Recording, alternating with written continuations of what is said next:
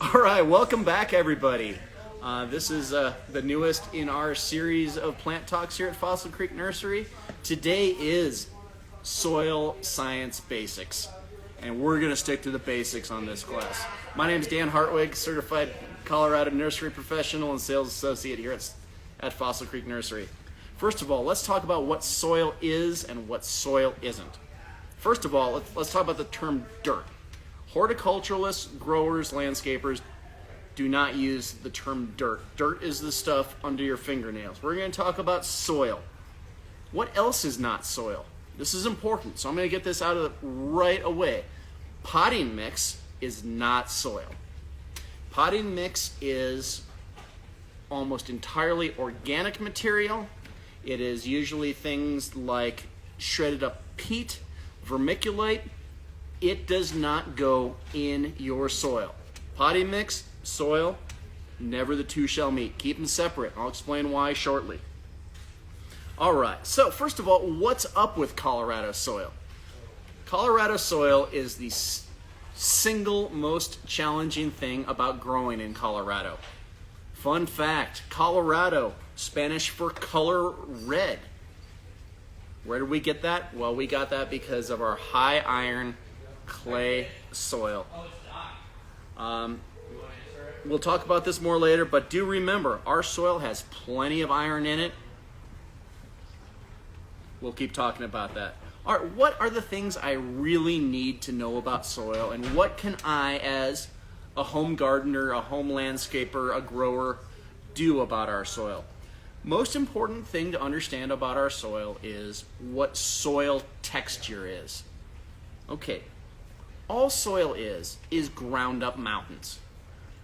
Our mountains are new, only tens of millions of years old. The Appalachian Mountains are old, hundreds of millions of years old. That is the reason why our soil is heavy, dense, clay, and alkaline.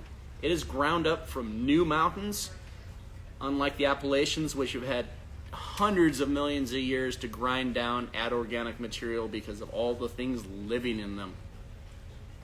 So what is soil texture? Well, soil is made up of just 4 things. 3 of those things are ground up mountains.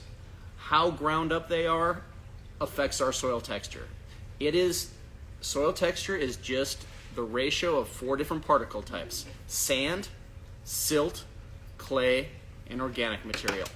All right, so this is, I'm going to use the term dirt, but this is what is sold as fill dirt. The outstanding folks at Alpine Gardens, the full-service landscaper that's owned by the same family as Fossil Creek Nursery, I borrowed a little bit from their fill dirt bin. This stuff is for filling holes. It's for leveling stones. It's really not meant for growing. So where did they get it? Well, anywhere in Colorado. They didn't smuggle this stuff in from Iowa. This is probably the closest to what you're going to be dealing with as a grower in your place. So how can I tell what I got going on my soil? Sand, silt, clay, organic material, I can't see any of that in here. So I'm going to show you a fun little field expedient homeowner's soil test. Here's what you're going to need. A jar. Fill it halfway full of your soil.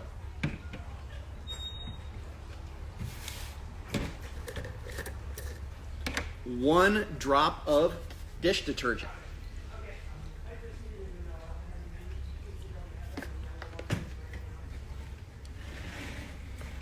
Fill it up the rest of the way with tap water.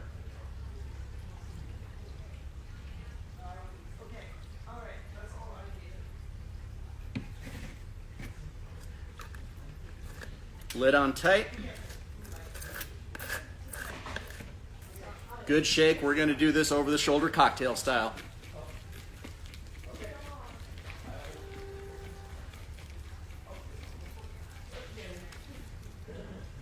Let this settle overnight. Here's one that I did already. All right. Now this is completely settled. Our field expedient, this is called the jar test. Soil texture test. The 4 particles that make up our soil have sorted them out in strata. The heaviest particles, sand, There's a little bit of sand here. My guess is about 10%. Silt, I see next to no silt in here. Clay, probably about 95 percent of the remaining strata in this jar. I'm sorry that you probably can't see it all that well. This is a fun and easy test to do at your own place, is clay. The little bits, I can count about 9 of them floating on top of here, is organic material.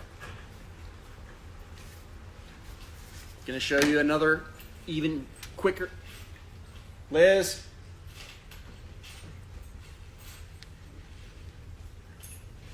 Computer went out. Yep, went black. Okay.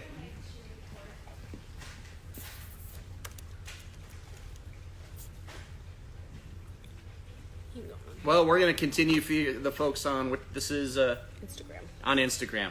All right. This is called the ribbon test. Here. Fill dirt from the bin. We're going to play in, we're going to make a little mud here.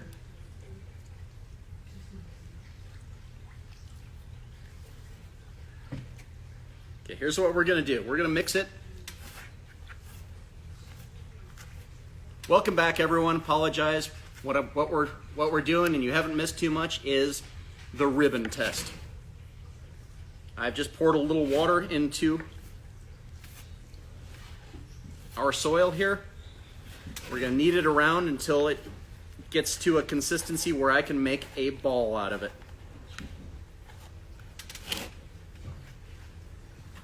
I'm going to try to do this one-handed so I can still use my notes. But I have a ball. Now it's out again. If it's this. Okay. What I'm going to do is I'm going to squeeze this. I'm going to go ahead and do this properly. Use both hands. I'm going to squeeze this one-handed with my thumb. Try to push out a ribbon of soil. The longer your ribbon is, the more clay you have in your soil. The shorter it is, the quicker it breaks down, more sand in your soil. I was able to make a decent sized ribbon, so we still have what we're showing here is a lot more clay in our soil than anything else.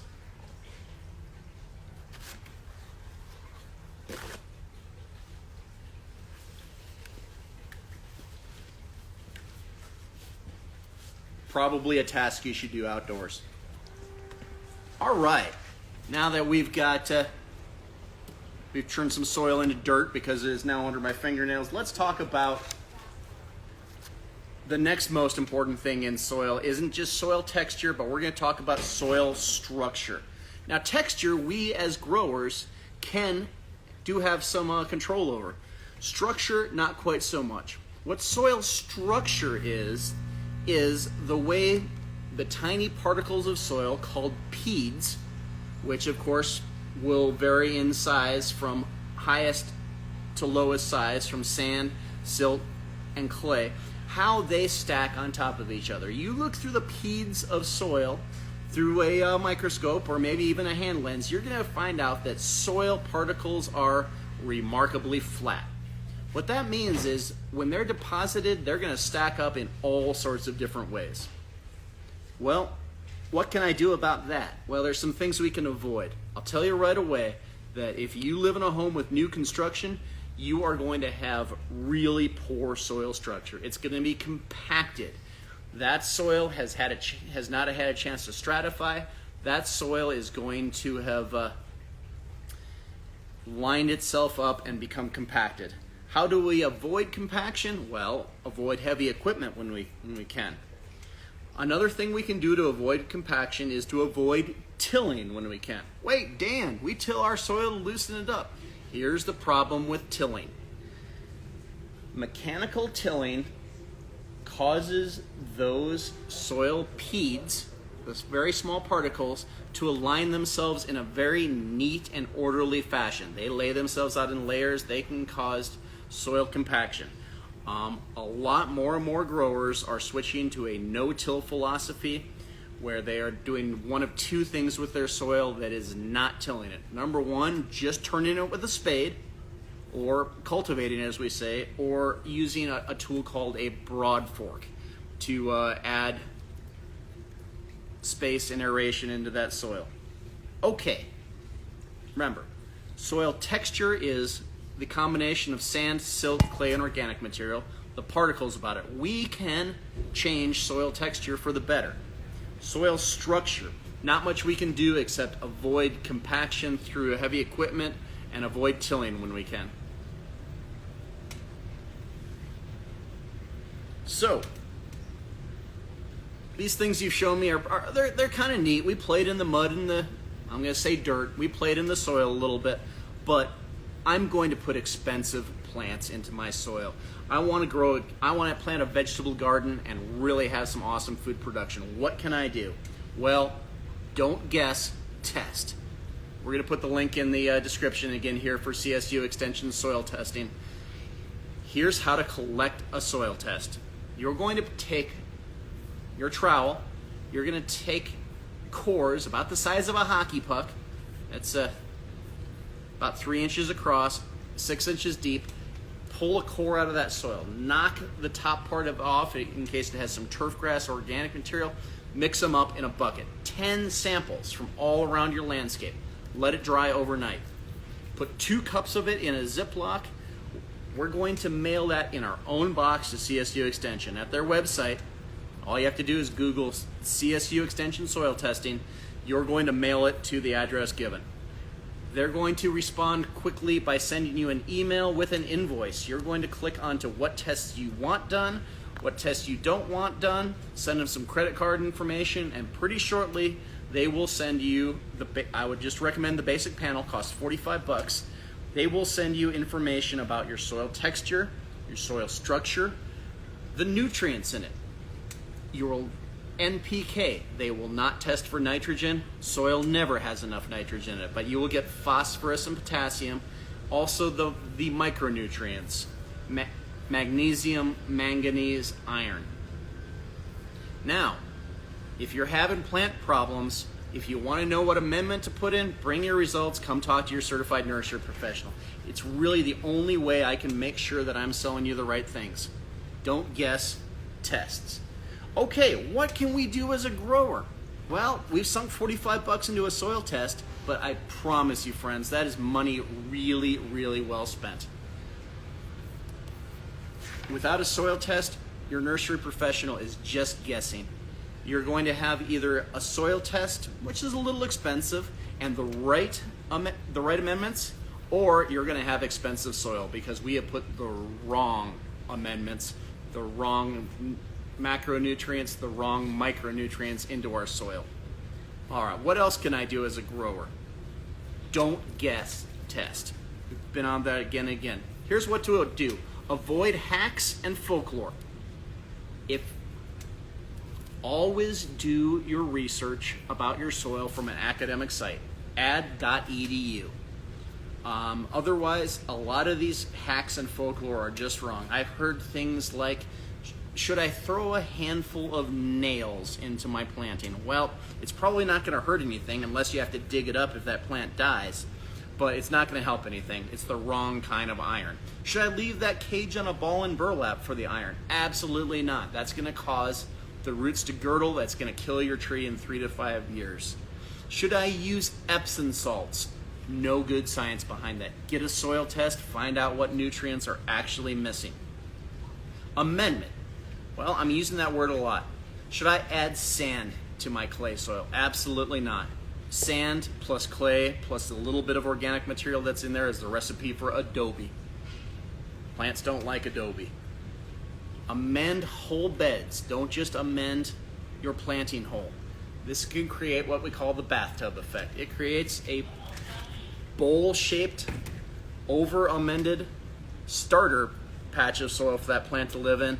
That plant doesn't want to get out of that. It'll never send roots into the difficult Colorado clay soil we have, called the bathtub effect. We don't want to get out of the bath on a cold day, do we? Your plant doesn't want to do that either if it's over-amended. So here's what we're going to do. Amend whole beds.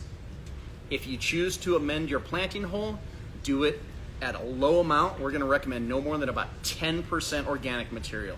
Remember, organic material in the form of compost is all we're adding to our soil. We're not adding sand. We're never adding potting mix. Potting mix holds water. Clay holds water. Plants need to dry out between waterings. Remember, those little hair-like structures on the end of roots called psylla can only get water and nutrients from the soil when that soil is just about dry out. If it's always in soggy, wet clay, especially amended by a water-holding material such as potting mix, that's never going to dry out. Your plant is going to die of oxygen starvation. Avoid manure. Avoid manure-based compost. It's significantly less expensive than vegetable compost, but here's the big problem is salts. What we put in our soil in Colorado, it stays in our soil. Our soil does not leach those excess salts out well to the substrate, which is the layer underneath what we're growing in. It can stay in there almost indefinitely. I have done troubleshooting for our customers where I have seen them amend their soil with cow or chicken compost. There's so much salt in it that it's formed a precipitate on the top. So what do we put in? We're going to put in cured, mature compost. We're never going to put in uncomposted plant material. We're never going to put in uncomposted leaves, uncomposted coffee grounds, uncomposted grass clippings. Yeah, that's organic material, but it's the wrong kind of organic material, because here's what's going to start going on when you put those things in your soil. It's going to get devoured first by fungus, then by bacteria, then by worms and nematodes. All of those things are awesome if they're going on in your compost heap. We're going to do another class on that shortly. But if that's going on under the ground, that is going to steal every bit of nitrogen, the number one macronutrient that plant needs, from that plant. So remember, mature compost. If you can still identify any of the plants you put into your compost, it's not ready yet. Okay, when amending beds, when amending your vegetable garden, be patient. It takes years to turn raw Colorado soil into loam. First time I've used that word in this talk. What's loam? Well, loam is the grower's dream.